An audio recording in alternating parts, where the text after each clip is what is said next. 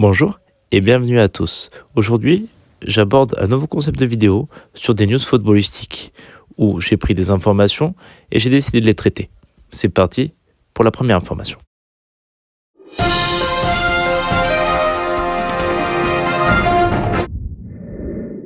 Amazon, le géant du e-commerce basé à Seattle, serait intéressé par l'acquisition du club anglais de Manchester United.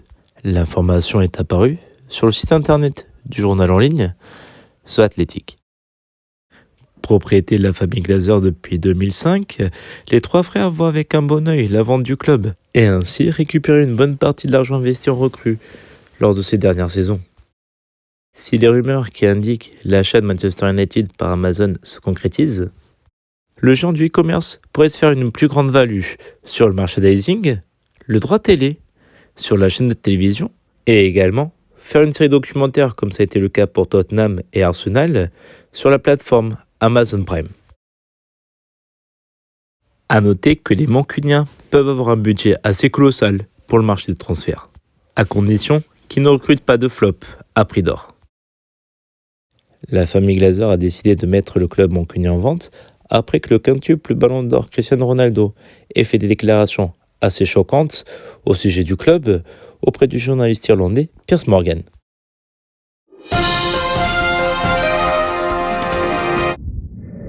Fin de l'ère Fernando Santos à la tête de la sélection portugaise après l'élimination en quart de finale contre le Maroc à la Coupe du Monde. Celui qui va rentrer dans l'histoire du pays après avoir gagné l'Euro 2016 et la Ligue des Nations lors de sa première édition en 2019, avait une réunion avec le président de la Fédération portugaise de football pour discuter de son futur ainsi que du futur de la sélection.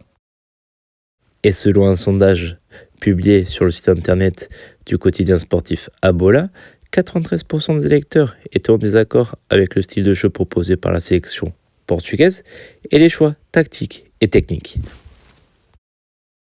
Les divergences entre la Fédération portugaise de football et le sélectionneur portugais ont été marquées après l'élimination en quart de finale contre le Maroc lors de cette Coupe du Monde, alors que le Portugal a une des plus belles équipes de l'histoire du pays et une des plus belles équipes du tournoi. Selon le quotidien sportif italien Corriere dello Sport, la fédération portugaise aurait jeté son voulu sur José Mourinho, actuel entraîneur de l'AS Roma. Selon le quotidien italien The Special One, verrait avec de bons yeux l'opportunité de prendre la tête de l'équipe du Portugal au même temps que l'équipe romaine avec laquelle il a contrat jusqu'en 2024. Mais selon le quotidien Abola, à part le nom de José Mourinho, qui est un des entraîneurs les plus titrés de l'histoire et qui est en pole position, des noms tels que Jardim, Paulo Sousa, ancienne gloire du FC Porto, de la Juventus et du Borussia Dortmund, ainsi que du sélectionneur des U21, Rui Jorge, ont été mis sur la table. Merci d'avoir vu cette vidéo. Si ce contenu vous intéresse, n'hésitez pas à vous abonner, à mettre un like et je ferai davantage. On se retrouve pour la prochaine vidéo.